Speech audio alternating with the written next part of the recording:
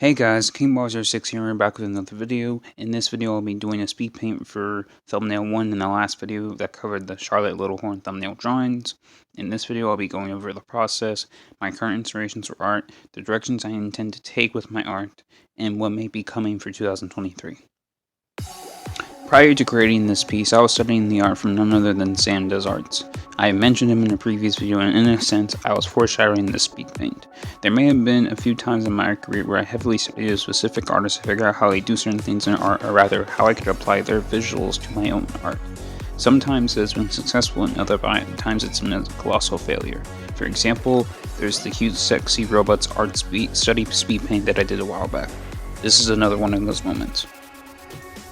Sam has a unique way of doing things. In the majority of his videos, he emphasizes the idea of using reference, whether it's for the subject you're drawing, the environment, or a reference for the lighting of the drawing. It's very clear he emphasizes the reference is key for an artist, and I gotta say that I agree. Nowadays, I always have references in my projects, whether when I'm drawing, and you can see that even right now in Speedpaint. Sometimes it's minimal reference just so that I can draw the character accurately in my own style, and other times I'll have references from a variety of artists so that I can take things that I like from them and apply it to my own work. In this case, the majority of the references I used were from Sam. I don't know if I'll try another drawing / painting in Sam's style, or look at someone else's style and try to duplicate that instead. You guys will just have to wait and see, but regardless, I will be constantly trying to improve my drawings. I'm excited for the future of my art. Overall, I think that I learned a lot through studying his style, and tracing and trying to copy his work, as I was able to apply it to my own work to change up my style. I will say that after this, my facial proportions and my hair will definitely be different from before, and you guys will see the change. Just know that after this, I'll be going back to an anime style. Other than Sam Does Arts, I have a plethora of people whose art inspires me. I can't list all of them because that would take an enormous amount of time, but I will briefly go over some of the more prominent ones and the things about their styles that stand out to me. As I said about Sam Does Arts, I learned a lot about facial proportions, but also I learned quite a bit about simplification when it comes down to the shapes of the hair, the color within the eyes, the major colors in the skin, etc. That has allowed me to become more elusive in my drawings, which is something that I've talked about endlessly throughout my previous videos. There are a few Twitter artists in which their work has an immediate impact on the way that I think about art and what things I may or may not try in the future. First up is Grongo A. From what I've seen, he likes to draw Sonic, Dragon Ball, and Street Fighter. Of course, he draws other stuff, but that's what I primarily think about when I think about his art. He does such a nice job of mixing in straight edges versus curves, and he's not afraid to make things rigid when it comes to drawing women, in which I personally always think of softness. In fact, the way that he draws muscles was a major inspiration in my Charlotte Littlehorn reference sheet. The way that he does his shadows and also allows me to think of shadows in a completely different way. You can either use shadows to separate small shapes or big shapes. In that way of thinking, it's easier to think of simplifying the shading for certain styles, such as Dragon Ball Super Broly, which is a style that I've drawn the most out of any other style that's not my own. Another one of the Twitter artist is known as Miki Yuba. Two things that stand out to me is the way that the skin is colored. A lot of different artists love to emphasize the red blush in the skin and create multiple tones within the skin. That makes the skin look more alive, and it's very aesthetically pleasing. Speaking of redness, the other part that I like is the amount of blush. There's blush on the face, the ears, the shoulders, and the breast.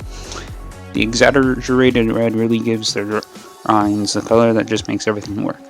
When it comes to looking at multiple artists, my objective is to pick out the things that I like about the work and try to apply those things to my own work. There are certain things about basically anyone's art that I may not like, so I'll choose to ignore that component for the sake of my own work. As you guys know, my goal is to create an anime / manga that will surpass the greatest fictional work in existence, One Piece. So anime has been an inspiration for my mostly anime style drawing. Bleach, Naruto, Fairy Tail, and One Piece are primary examples of series that fit that.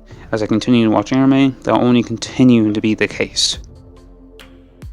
As far as what I plan on doing with my art in 2023, I am hoping to 1. Increase the range of the types of videos that I do. For this year, I don't recall doing a single art challenge outside of a simple redraw, and even in terms of redraws, I stuck to redrawing in the style of Dragon Ball Super Broly. I want to do some LC challenge, to create some random LCs, and overall make sure that none of my videos seem repetitive. I was also thinking of switching things up and having only my thumbnail videos include commentary and my Speedpaint just have music. We'll see if I experiment with that in the coming year.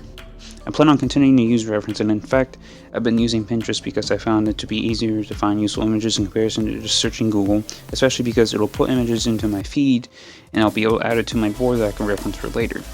I believe that my art has gone through more of a subtle transformation, but it's definitely been an improvement in comparison to what I did earlier this year and what I did in 2021. My style of backgrounds has become more grounded, and I'm sure that I'll learn even more as time goes on. I don't plan on stopping art anytime soon. As I said in the last section, a large variety of challenges is definitely something that I want to accomplish, and I want to achieve more with my art as a whole. I may try to look into more styles and try to copy them. The better I become at that, the more value I can bring as an artist. If I can copy any style that I see, imagine how many opportunities that I may get.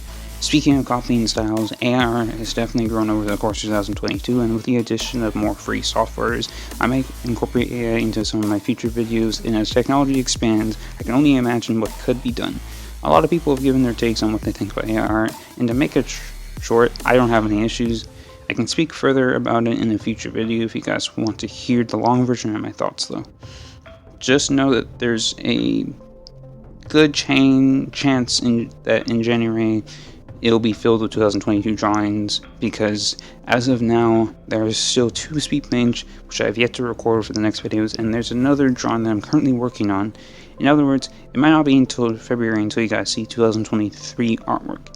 And also know that I intend on creating at least one Luffy drawing in 2023, as I've made that a routine since 2020.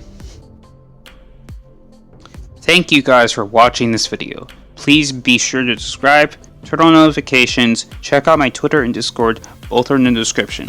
If you want to know what I'm currently doing or thinking about, those 2 places are the best places to go. I will see you guys next time.